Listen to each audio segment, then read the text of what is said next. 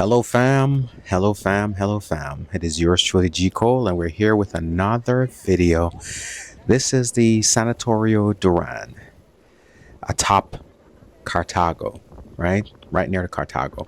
We've done a video on the Sanatorio Duran before, so the link for that will be in the description, and you can see and hear more about the history.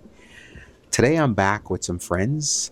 This is one of the sites that I thought was really, really cool, really dope, and I wanted to share it with some friends and family.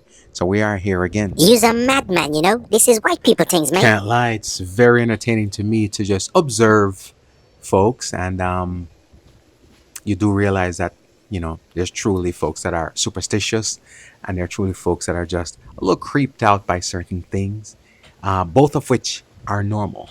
Because to be perfectly honest with you, it is a little creepy up in this place. What was it? Oh, thought it was a black cat. And you know what them say? Black cat, that duppy, right? But anyways, we are here. And again, the Sanatorio Duran, it's originally listed as a hospital. That's what it was supposed to be, but it is way more than just a hospital. Indeed. Right? This feel like a madhouse, B. It has a kind of mysterious and morbid history, as is typical of any place that people consider a haunted place, especially one that's suspected to be the most haunted in the entire country. The structure itself is located in, or should I say, near Cartago, Costa Rica, and very close also to the Irazu volcano. In fact, we just went up to the Irazu volcano and we're on our way back down, so we made the stop here as we're going to make some other stops along the way. There's nothing like a volcano to offer a seriously creepy backdrop for a haunting story. I'll say this, though, the videos can never do this place justice. It is indeed a creepy but beautiful structure, right? The colors Jano King are is some amazing. swagged out duppy live up in Yasobe. The grounds are amazing, amazingly beautiful. Right? It's your opinion, blood. It's your opinion. And it offers somewhat a creepy, eerie metaphor to life. It's like within the walls of some of the most beautiful places, within the hearts of some of the most beautiful faces, lie daunting, eerie, sometimes evil. That's why if you leave the girl them alone, B. Problems. Right? So a lot of people are a little real problems, know what I mean? apprehensive about coming in, but you know me, man, a bad man. Not you. I'm not afraid of anything. It's bare lies you telling in a B. Bare lies. The only thing I fear are bad leaders, bad children, and bad sushi. Right? You don't want to mess with bad sushi. That was not a good day. Trust me. Not a good day. Before this place was creepy, though, it was considered a beacon of hope for many that were suffering, because the building's original purpose was to be a tuberculosis hospital. And this was built back in the 1900s by a doctor that bears that hospital's namesake. So the Sanatorio Duran is named after the doctor. All right. Carlos Duran. Right. And the hospital itself was isolated enough from civilization that it was ideal for treating those suffering from the consumption. And the atmosphere of the location was also thought to be beneficial as well, because it's high up. Very high up. You've heard me reference, for those people who saw the video of us going to the Irazu volcano, it's very high up. The air is thin, the air is clear, the air is pure. So that was thought to be great for treatment also back then. So it has been said that the doctor's main purpose for opening the hospital was to help to treat his own daughter, who herself contracted tuberculosis. Others say that she contracted the disease after the hospital opened. So that's a mystery that's still debated over the years. The hospital also opened its doors to patients that were brought in for a variety of mental health issues.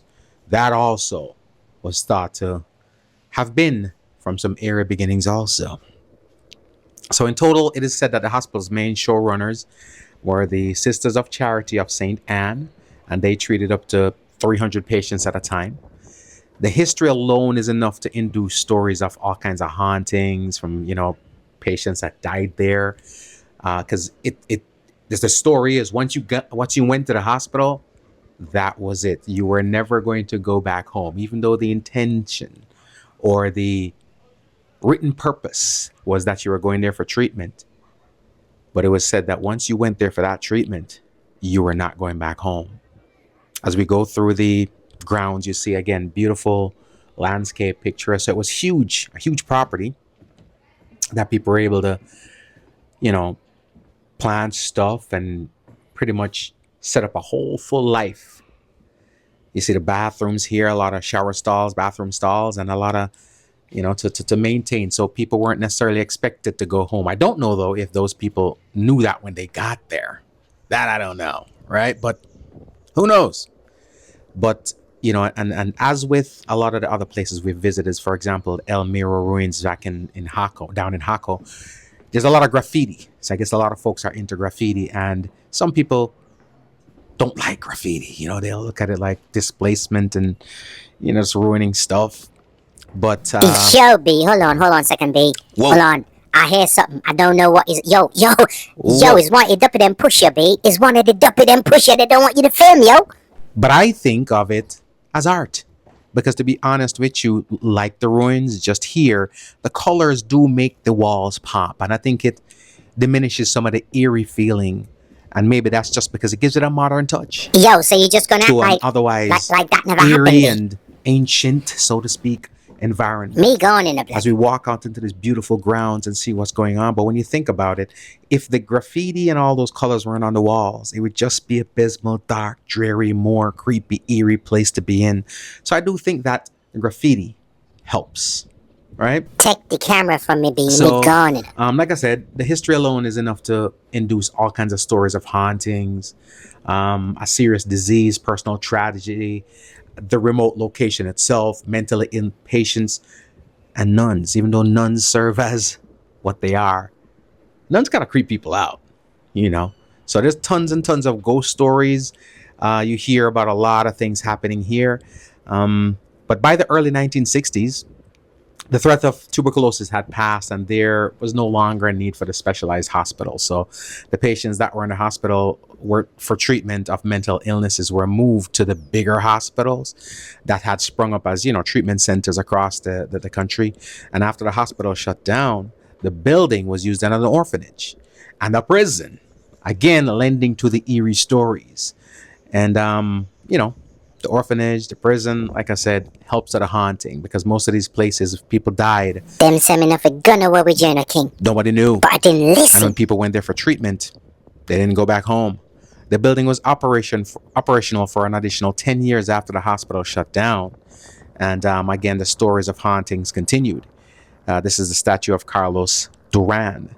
Eventually, the building sustained some structural damage from an eruption of the Irazu volcano that was beyond repair. And after that, the building was abandoned, at least by the living, and still stands in its original location. But people say it is crazy, crazy, crazy haunted, right?